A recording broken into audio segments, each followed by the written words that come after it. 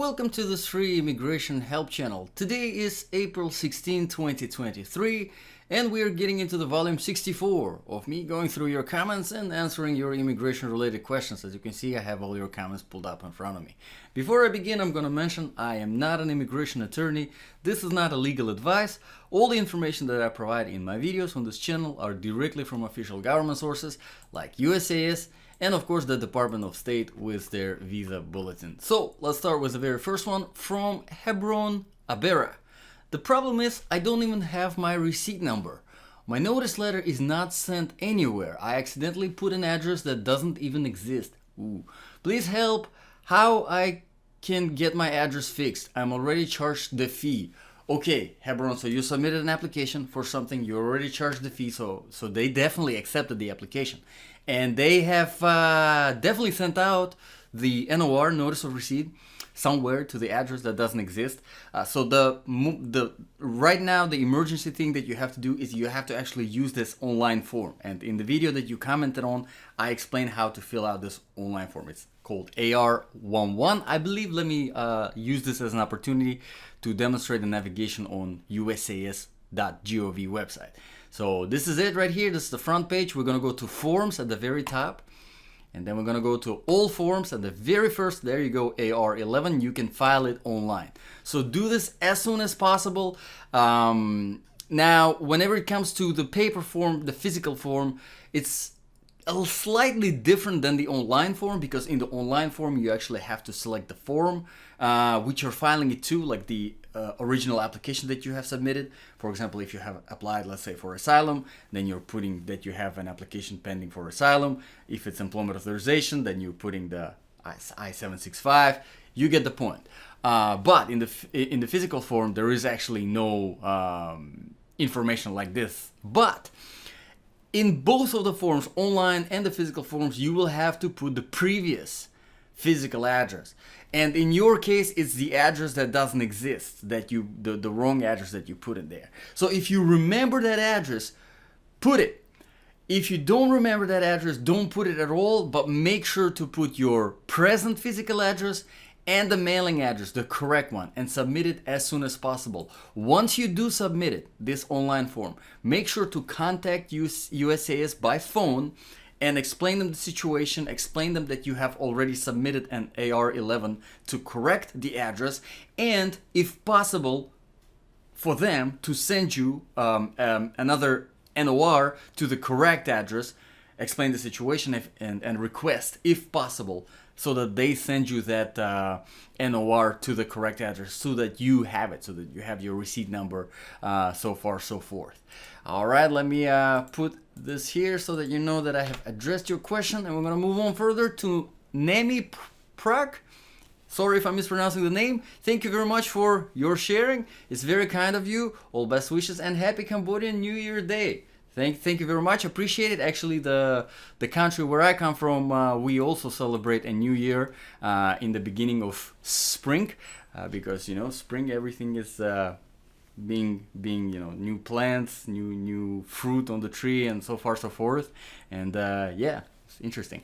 All right, let's move on to the next one from Nature Studio. Please change slow speed. How long time we waiting? Please visa processing speed grow fast. We want to work there, so made easy for us to visit USA immigration visa. Nature Studio, thank you for your comment. I definitely understand it. I do have my own petition that is pending. So for me, it's a blessing to be able to help other people who are watching these videos and find them helpful. But for me, it's also, personal reason, because I have to stay on top of the visa bulletin and make sure that, I understand if it's slowing down or speeding up. Luckily, however, as of May 2023, it's really congratulations to everyone, because finally we're seeing some movement.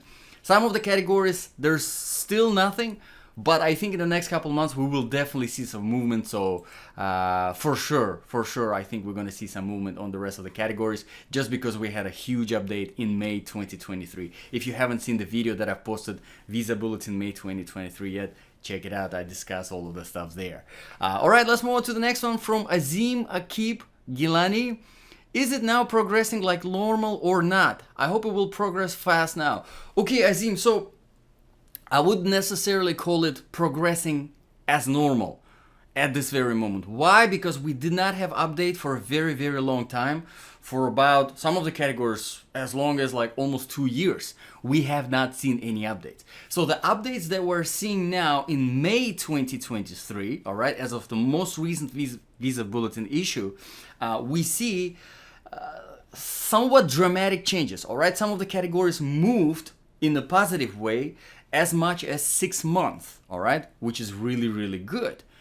But I would not necessarily call it normal, because we might see that slow down again in the next few months. Why? Because, well, you know, if we had everything moving 6 months every month, you can imagine that we wouldn't even have the backlog in the first place. But we do. Why? Because these immigrant visa numbers that are issued are limited.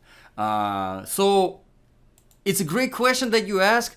I think in the next couple months, we will see, we will have better answer and better understanding at what rate everything is moving along past this whole pandemic closures. So we will see. I think June and July will give us a little bit better insight. But again, May, it was great for everyone, even for categories that did not move, because they see other categories move. It's reassuring. You know, once you see the update on one category, it's reassuring. You know that things are happening, things are moving along, and the update is just a matter of time. All right, let's move on to the next question from Alexander Thompson. Hi, I'm from Jamaica. I'm under the F2B category. My priority date is October 25, 2017, and my case was approved on February 4, 2021, and at NVC. How long before my date is current for a green card? Alexander, thank you very much for your question. Let's take a look at the visa bulletin, May 2023, the most recent one. The F2B, we will take a look at the priority dates. Currently, it's showing January 1st, January 2017. And let's see, your priority is October 2017. So you're definitely already past the priority date that is currently shown on the visa bulletin. However, if I am correct, and I'm actually going to check, I'm going to take a look at April. And actually, this is a cool trick. If anyone who's watching, if you want to go back to the past years, past months, you can just type it in the link and it will take you. So we'll take a look. So F2B is still January 17, and I'm actually going to go to, just out of curiosity, I'm going to go to January 2023 visa bulletin. And I'm thinking, okay, so F2B is one of those categories that still have not updated as of recent May 2023 issue. So if you look at January, if you look at May, it's still showing January 2017.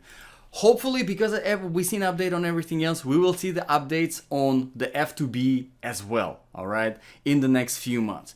But as of right now, it's really hard to tell what's happening. But from your comment, so you're already approved with USCIS, and it was approved. So if you're approved with USCIS, okay, then I think by now you already should have the full access to the NVC portal to become documentarily qualified. But since you were approved 4 years after your priority date, which is a little bit further, and I mean, I understand that there were closures during pandemic and everything, but still it is far enough from the priority date to be already documentarily qualified. So if you can, please submit another comment, separate comment. Just don't respond to my comment within your comment, because I don't see the notifications for those comments. But if you can, let me know whether you are already documentarily qualified or not. Because it changes a few things, and I can give you a few different recommendations. Because if you are already documentarily qualified, judging by what we have on the visa bulletin, you can submit an expedited request with the NVC. And even if you are not documentarily qualified, I would recommend submitting a public inquiry form with NVC just to follow up on your case. Just because, again, according to the visa bulletin, as of what we have right now, it's showing that your immigrant visa should already be current. It should already be available. So you should have already a full access to the NVC portal. You should be already documentarily qualified with NVC, for that matter. Now, keep in mind there's probably roughly, you're looking at, probably another, like, if you were February 2021, probably, let's see, 2023, another 6 months to a year you're looking at. Why? Because again, there was this backlog during the pandemic, and the reason why I say 6 months is because, judging by F2A category, the people that were already documentarily qualified in F2A category, they are waiting about 2.5 years for that immigrant visa interview to be scheduled. So judging off that number, delay for the interview, we can kind of roughly estimate everybody else. So that's where I'm coming from. If you can, let me know whether you were documentarily qualified or not. I could potentially give you a little bit more. Still very rough estimates, everyone. Please keep in mind, very rough estimates. But we're going by what we have from the Department of State. Now, some of them were pretty good updates, but still, we are still waiting. We will see better. We will know June, July, couple more months, and I think we will see a little bit of a more stable pattern of the change of how fast things are moving along, and if they're going faster, which would be very nice, or they just normalize and 1 month every month, which is typical movement. All right, let's move on to the next one from Denise to 4. My priority date is March 2017. How long do I have to wait since there's a movement now on the F1 category? All right, great question. Let's take a look at the F1 category, which is the sons and daughters of US citizens over 21. So if we look at the priority date, F1, we see that it is showing January 2017. And Dennis here has March 2017. So January 2017, they're giving the things. So they're wow, what's like January, February, 2 months. So according to the visa bulletin, you should be somewhere around the corner. I again, just like with Alexand, I would assume that Dennis or Dennis probably, because we actually have for both male names, Denise and Dennis, both male names in where I come from. But anyway, we have if we look at the visa bulletin, you should already be documentarily qualified, and you should have your immigrant visa literally be available anywhere right around the corner, right? Judging by what we have right now. So again, if you could let me know if you are documentarily qualified or not, it would give me a little bit more information to give you some rough estimates. Because if you are already documentarily qualified, if you're documentarily qualified back in, before pandemic, then obviously you would be dealing with this artificial backlog, is what I call it, for the interviews, for the actual interviews. But if you're not, then obviously you are still dealing with the backlog, again, from the pandemic, but actually still waiting for the NVC to allow you the full access to become documentarily qualified. So that will be very helpful if you can follow up, and I might be able to give you a little bit more, still rough estimates, but a little bit more. All right, let's move on to the next one from Ardo Abdullahi. Please contact me to confirm including to one of candidates. Ardo, I'm not sure I understand. If you could give me a little bit more information. But again, I don't really do anything outside of this channel. All the interaction is within this channel. That's why it's called Free Immigration Help. I don't provide the services, no kind of immigration services, no kind of documentation services. I don't sell anything to anybody. That's it. If you look in the links in the description below, you will see that there is an option for you to become a member on this channel. There's an option for you to support this channel using the super like, or whatever it's called, super thanks, whatever it is, whatever YouTube calls it. And this money that I get from this channel, they all go back into the channel because I pay for some of the videos that are the most popular, the most viewed videos. I translate them to different languages so that more people can access them and watch them and understand them. Not different languages as voiceover, but more so as the subtitles. Okay, so Yeah, because if I was charging money for, that wouldn't be help, right? So if you have any questions through the comments like this is the best way to ask them, and I will address them eventually.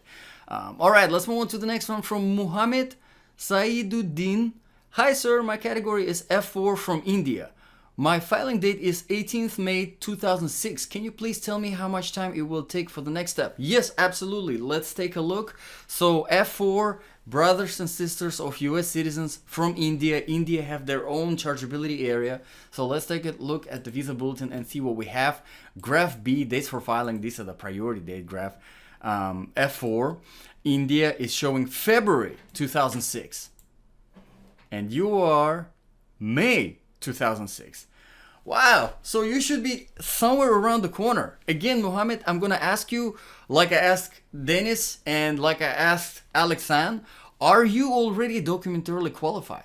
Because the availability of the immigrant, the reason why I asked this question is because availability of the immigrant visa is so close.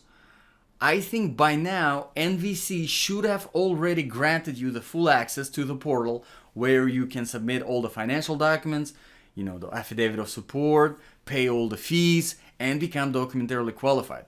If you're still not documentarily qualified, I recommend, just like I recommend to everyone who's very close to the availability of the immigrant visa, judging by the visa bulletin, to submit that public inquiry to the NVC. And I'll actually show, because I keep saying it and you guys probably wonder what it is, so I'll show how to find that public inquiry form. It's here on the travel.state.gov official government website of the Department of State, specifically for the whole consular affairs, anything that has to do with visas, embassies, and so far so forth. So we're gonna go contact us. I'm gonna open it in a new tab so that I still have this open right here. So on contact us, we'll wait till it loads, and then US visa contact, we're gonna click on this. And then we're gonna scroll down and you will see in this graph there is actually email public inquiry form, the very first one. So you click on that and then you'll have to click that again right here, public inquiry form. Yes, it takes some time to get there. I think they make it intentional to get too hard to these forms. But there you go. Here you go. This is the online public inquiry form. You put your NVC case number if you have it. If you don't have it, which in most cases all you guys probably do have it because you were already approved by USCIS. But if you don't have it, then you put your USCIS receipt number, principal applicant's full name, date of birth, petitioner's full name, who are you, beneficiary or the petitioner, email address, and then your inquiry. Basically just a few sentences, very polite, very professional. Hello, my name is this and this. I'm asking I want to follow up on my case. According to the visa bulletin, May 2023, the availability of my immigrant visa should be in the next months or 2 months or whatever, but I still did not get full access to the CAAC or NVC portal to become documentarily qualified. I just wanted to follow up and see what's going on. That's really it, basically. Very simple, very straightforward. It might not do anything for you personally, keep that in mind, but as a whole, when we submit these case inquiries and they get the large volume of these case inquiries, they look at the situation and they start asking questions. Okay, why do we have a lot of these case inquiries? That's because a lot of people see the visa bulletin, our own source of information, that tells them that immigrant visa is supposed to be already available, but it is not. So we, NVC, Department of State, Department of Homeland Security, we either need to provide the correct information on the visa bulletin, updated information, which is good, we want that, or we need to address the issues and actually start processing faster and implement some kind of more streamlined process to process these applications faster, which is also good, all right? So that's really where I'm coming from. Individually, you send these inquiries, most of the times you will get a response saying, oh, we are actively reviewing your case, right? But if they get hundreds of these inquiries each day, right? Then they look at the situation as like, okay, there is a situation there and we need to address it. Okay, let's move on to the next one. Actually, I'm going to put this so that I don't forget because I will. To Nadine Parkinson. I file I-130, my under 21 son in September 25, 2020. He is document qualified, waiting on interview. How long will NVC take to schedule an interview for him? Thank you. Nadine, thank you for your question. Great question. And September, so you filed your I-130 in September 2020. I'm going to ask you for a follow-up comment if you can. When did he become documentarily qualified? Let me read it again. I filed I-130, my under 21 son, in September 25. He is documentarily qualified. So from this comment, I can either think that you filed I-130 in September 2020, or that your son is documentarily qualified in September 2020. Because if he is documentarily qualified back in September 2020, then the interview should be somewhere literally around the corner. They are already way overdue with the interview, and I would definitely recommend sending NVC expedited request. I actually have a separate video on how to file the expedited request. Basically, it's very simple. It's the email address that they give you specifically for those expedited requests, and then you send them an email requesting them to process this faster, based on the fact that the immigrant visa should already be available according to the visa bulletin, and based on the fact that your beneficiary who you're sponsoring is already documentarily qualified. These are the two necessary factors that allow you to send that expedited request, okay? But if he's already documentarily qualified, judging by the F2A category that we have, and that was a recent update in April 2023 visa bulletin, this is for final action dates, which are the documentarily qualified dates. F2A, as you can see, they are waiting for their interviews for this is the literally waiting for interviews, because we know that this category used to be current. We see now that there is about 2.5, a little bit more than 2.5 years of that delay for the interviews. Not the backlog because of the availability of the immigrant visas, but the backlog that accumulated during the closures while there was the whole pandemic situation. All right. So if we look at if it's documentarily qualified dates, it is September 2020. So as of right now, September 2020 are the people that have been documentarily qualified in September 2020 are being scheduled their immigrant interviews. That's why I really want the clarification. But again, from my answer, you will probably be able to tell. If the September 2020 is documentarily qualified, then interview should be anywhere right around the corner. But if September 2020 is a priority date, when the I-130 was accepted by USCIS, now it's a little bit of a different story. Now, if you can follow up with the category, whether your son is married, unmarried, and whether you are a permanent resident or U.S. citizen, because that will depend which category he is in, and obviously, the availability of the immigrant visa, how long you wait for it, it will be different. So I'm gonna post this, and if you can follow up with a comment, I'll be able to give you a little bit more information. I'll answer on both of them here. There you go. And let's move on to the next one, from actually two comments from Anirudh Gadiraju. And I'm very sorry if I'm mispronouncing the name. And actually, thank you, Anirudh, for being publicly subscribed to this channel. Why is F1 called first preference? However, its dates are slower than F2A and F2B. Anirudh is a really, really good question.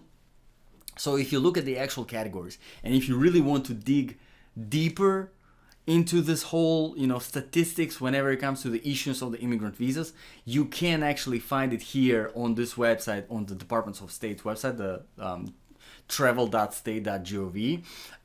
If you look at the categories here, you will see that the actual numbers that are being issued. So the F1, technically, F1, it's a first priority. It does have more weight over the second priority. But because the number of applications for F1, sometimes it's larger than the second category. All right. So with that, obviously, because the number is still the number of immigrant visas that are issued for each category still is different from another category. If you get more applications for that particular category, it will perform worse than the category that is supposedly supposed to be the second under the F1 category. So I do get a lot of questions, because if you are, for example, petitioning for your, for your child, right, and you're a permanent resident, a lot of times, when you're a permanent resident, you file that petition because it takes a long time. In this process, you become naturalized, and now you have an option to switch from the second priority category to the first priority category. And like you question this, which is really good, staying on top of it. People question, like, do I really want to switch from the second priority to the first priority? Because second priority seems to perform better. And if you look through the statistics, and you can find them in the visa statistics, if you really want to dig deep into how many visas are issued each year, you will find that some years second priority category performs better, some years first priority category performs better. It's a gamble, because it all depends on how many applications that year come in for each particular category.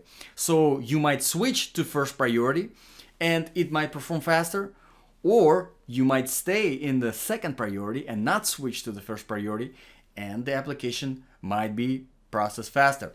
All in all, I personally, and again, like I said, it's gamble, but I personally would switch to the F1 category, because it is still a first priority category, and technically it does have a larger number overall of available immigrant visas for this category, all right? Even though it's very close to the second priority category, but still. But again, it's a gamble, because you don't know how many applications will come in for that particular category. And that's really the reason why. That's why sometimes we see second priority perform better than the first priority. Okay, let's get to your second one. Hello, sir. My category is F1 India, and my priority date is August 2016. When can I expect to receive my green card? All right, let's take a look. So we are looking at the F1 for India. So December 2014. No, never mind. Sorry, this is the final action dates. Let's look at the priority dates. F1 India, January 2017, and you are in August 2016. All right, so you are definitely, your immigrant visa, judging by the visa bulletin, should definitely be already available. Anirudh, I'm gonna ask you also for a follow-up comment. If you can, let me know. Were you already documentarily qualified? Because judging by the visa bulletin, you should have already definitely been documentarily qualified, all right? So if you are already documentarily qualified and you're waiting for your interview, again, from F2A, we know that looks like caused by the pandemic, people were roughly waiting 2.5 years.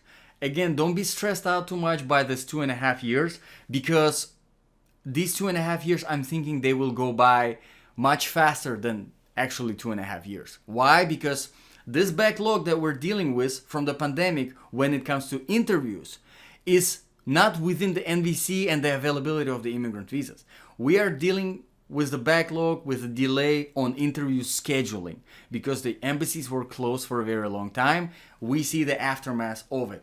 So I think now that the embassies are open, now that they're back in business, I think it will speed up, and we will see some movement. But again, if you can let me know a little bit more details, like if you were already documentarily qualified, it would be helpful. And again, I definitely recommend Anirudh submitting that public inquiry form with the NVC for sure, because you're most likely already documentarily qualified, and your immigrant visa should already definitely be available, judging by what we have from the visa bulletin.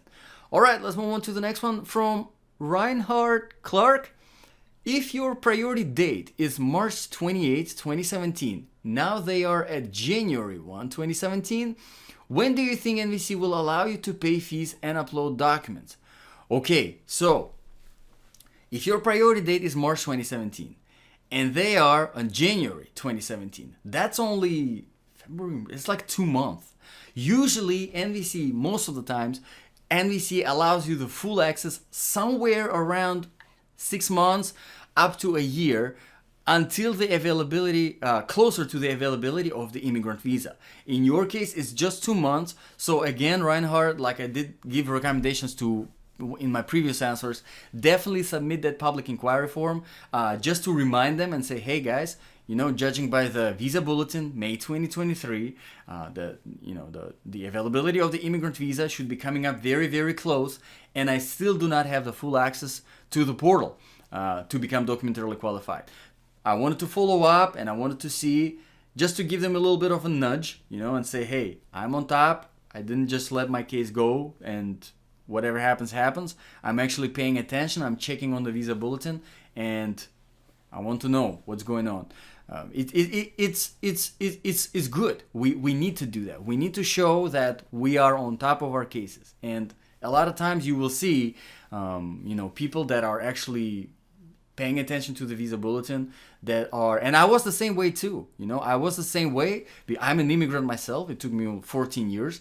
And whenever I started my immigration process, I thought, I'm going to go and whatever the attorney is going to tell me, I will do, and I'll pay them the money, and everything's going to be good.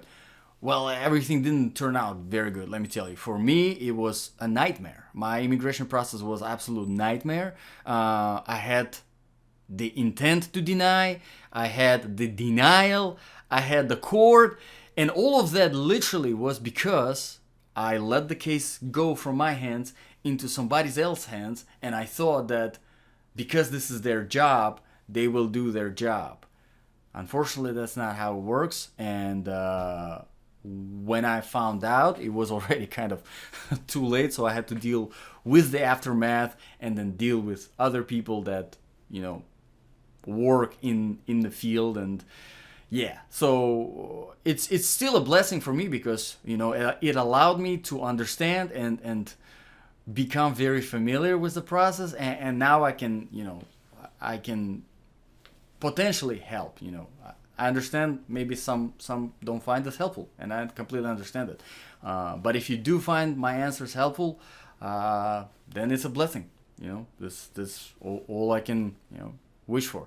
But yes, Reinhard, if you can, definitely submit that public inquiry form just to follow up, because judging by the visa bulletin, and I understand the delays, it's all the pandemic closures, that's been the excuse for the complete mess that we see on the visa bulletin right now.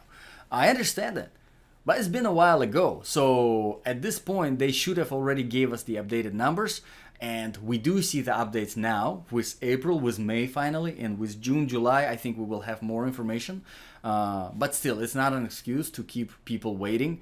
So I think people need to follow up and show them that we're staying on top of the cases. So will be it for today. Gonna address the rest of the comments in later volumes. If you have any follow-up questions, do not hesitate to ask them. Just make sure don't respond to my comment within your comment, because then I'm not gonna see. For some reason, YouTube does not send me those notifications. But I really, really appreciate your time. I appreciate you watching and asking questions. God bless, and I'll see you in the next video.